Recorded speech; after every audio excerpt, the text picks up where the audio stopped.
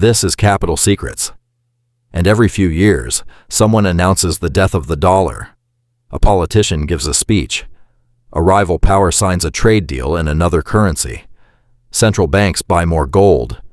And headlines begin claiming that America's financial dominance is finally ending. But then a crisis arrives. Markets panic. Banks scramble for liquidity. Investors search for safety. And somehow, after all the speeches about escaping the dollar, the world runs straight back into dollars again. That is the strange power of the dollar system. It is criticized, resented, predicted to collapse constantly. Yet during fear, the global financial system still depends on it. Because the dollar is not just America's money. It is a banking network, a trade language, a debt market, a sanctions machine, and one of the most powerful financial systems ever built. Countries do not use the dollar because they love the United States. They use it because replacing the entire system around it is extremely difficult. The modern dollar system was born after World War II. In 1944, 44 Allied nations gathered at Bretton Woods to redesign the global economy. Europe had been devastated by war. Britain was weakened. Much of Asia had been destroyed. But America emerged stronger than anyone else. The United States held enormous industrial power, massive military strength, and most of the world's gold reserves. The world needed a financial anchor. America became that anchor. Under the Bretton Woods system, global currencies were linked to the US dollar, and the dollar itself was tied to gold. At first, the system worked. But by the 1960s, America was spending heavily. Wars, Cold War programs, global military commitments. Too many dollars were being created. And foreign governments started questioning whether America actually had enough gold to back them. Then, in 1971, President Richard Nixon ended the dollar's direct link to gold. This became known as the Nixon Shock. Many people expected the dollar system to collapse, but something unexpected happened. The dollar adapted, because by that point, the dollar had already become deeply connected to global trade, banking, oil pricing, debt markets, and international finance. The world no longer depended on gold. It depended on the dollar system itself. And after 1971, U.S. Treasury bonds quietly became the new foundation of global finance.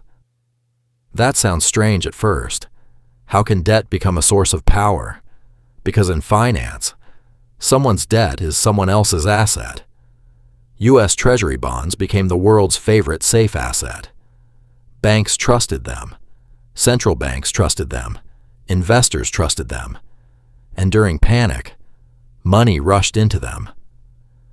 This is why replacing the dollar is so difficult. To replace the dollar, you do not simply need another currency. You need another financial system large enough to absorb trillions of dollars during crisis. You need trusted banks, open financial markets, global legal credibility, and investors willing to trust the system during fear. That kind of infrastructure takes decades to build. Even today, the dollar remains deeply embedded inside the global economy. Global trade still moves through it. Debt markets still depend on it. International banks still rely on it.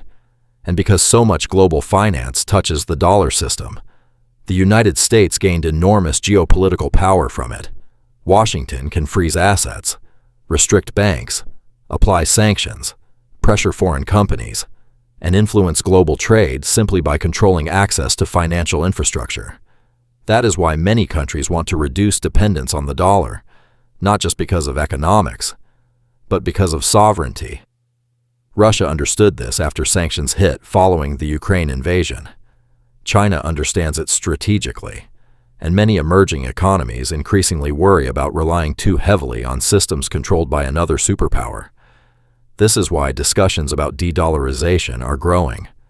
Countries are buying more gold, creating local currency trade deals, building alternative payment systems, and searching for financial backup plans. But wanting to escape the dollar is very different from actually replacing it. Because alternatives still face major problems. Europe has large financial markets, but lacks a single unified debt system like U.S. Treasuries. China has enormous economic power, but strict government controls limit global trust in its currency. And during moments of fear, investors still run toward what feels safest and most familiar. That psychological habit matters more than speeches, because money does not care about ideology during panic. It searches for liquidity, speed, and safety.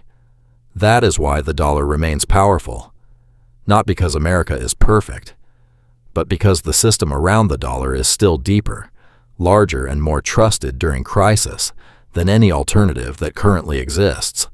But that power is not permanent. If trust in America weakens, if debt grows uncontrollably, if political dysfunction damages confidence, or if rivals slowly build credible alternatives over time, the dollar system can gradually lose influence. Monetary empires rarely collapse overnight. They decline slowly, through changing habits, shifting trust, and quiet changes inside global finance. That is why the future of the dollar will not be decided by headlines alone. It will be decided by trust. Because in the end, currencies are not backed only by paper or gold. They are backed by belief. And the dollar's greatest advantage is simple. The world still believes everyone else will continue needing it tomorrow. If you want to understand the hidden systems behind money, power, and global finance, subscribe to Capital Secrets.